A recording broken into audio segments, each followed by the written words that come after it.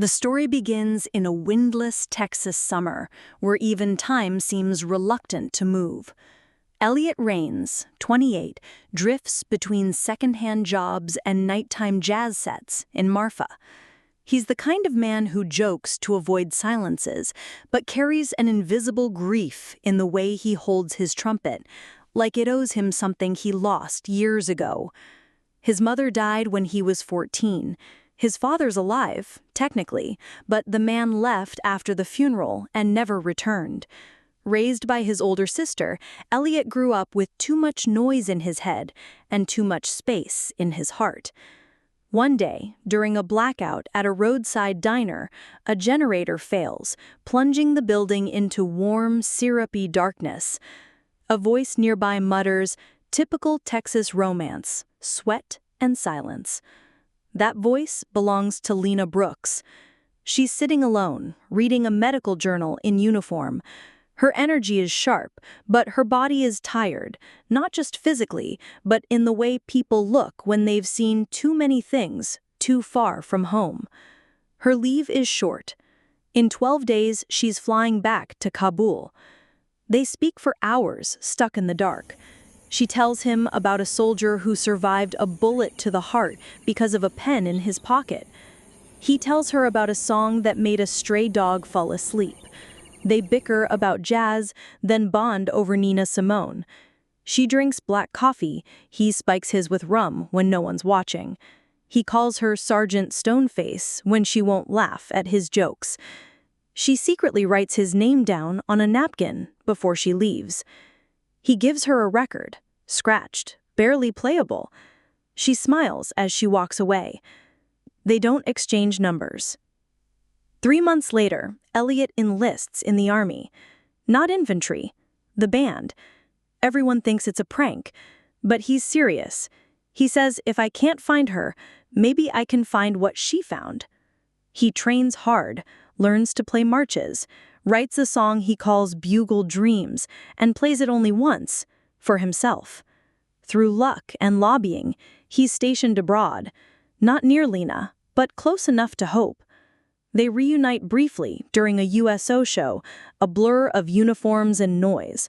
She sees him from across the compound, doesn't speak, just mouths, "idiot." That night, she finds him alone, cleaning his trumpet in the dark. She asks why he came.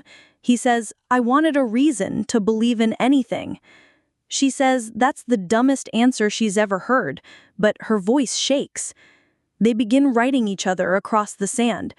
Paper is scarce, mail unpredictable, but they find a way. He sends her lyrics, napkin compositions, stupid sketches of army toilets. She sends him notes about blood types and battlefield hacks. And one perfect letter that reads only, "You make me forget I'm here." That's a gift. Or a curse. She loses friends, so does he. There are explosions in the distance. One night, she calls him from a satellite phone, trembling after patching up a 19-year-old who didn't make it. He tells her a joke so bad, she forgets to cry. He sends her peanut butter because she hates it, but also because it reminds her of home. They promise to meet in Italy when the war ends. Just the two of them. A train, a bed, a view, and silence. Then, a letter from her stops coming. He hears from others. Her convoy got hit, ambushed, radio silence. Days pass, then weeks. Logistics won't tell him anything. He tries to trade instruments for information. Nothing. He stops sleeping. Then a small, sealed box, her dog tags, a strip of uniform, a photo torn in half. No official word, but everyone says the same thing. She's gone. Elliot refuses to believe it. He plays Bugle Dreams every night, quietly, in hidden corners of the base. He keeps writing her, pages and pages. None are sent. He puts them in his sock drawer, under a pack of cigarettes she once mailed him. Then comes a letter, hand-scrawled, the envelope damaged.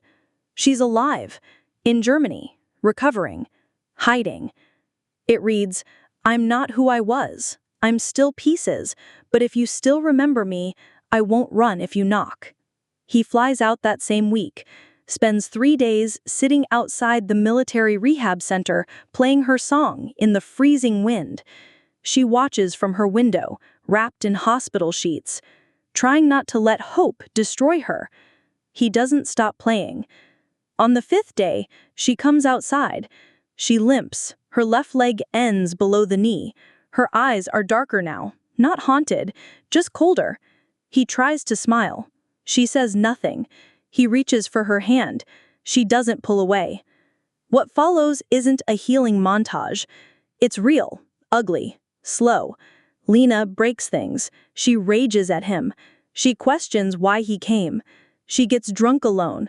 Some days they laugh like teenagers. Other days she disappears into silence. He keeps showing up. They grow close again, then distant, then close. She teaches him how to tie combat boots with one hand. He teaches her a trumpet riff made from her heartbeat. One day, after a year, he proposes. No big speech, just a ring and silence. She says, "No. I love you," she whispers, "but I can't give you what I don't have anymore." He nods, doesn't fight it. The next day, she's gone. He never hears from her again. Years pass. Elliot becomes something of a legend in New Orleans, a jazzman who never plays the same song twice. Women fall for him. He lets them, then vanishes. He teaches kids how to read music, how to keep their pain inside a melody. He never says her name. On June 17th, every year, he plays Bugle Dreams in the middle of an empty square at dawn, alone. No one ever claps. Then, 7 years later, a woman limps into one of his shows. She wears a scarf and a heavy coat, says nothing, leaves behind a photo, a modest clinic in Georgia, veterans in front, Lena among them, smiling without fear. A note, "Still broken, still here. If you remember the diner, come find me." He leaves the club that night, mid-song.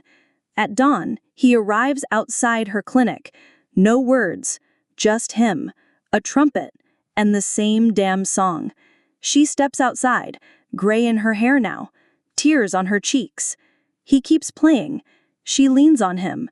The sun rises slowly, and for the first time in years, no noise, no war, no waiting, just breath and music.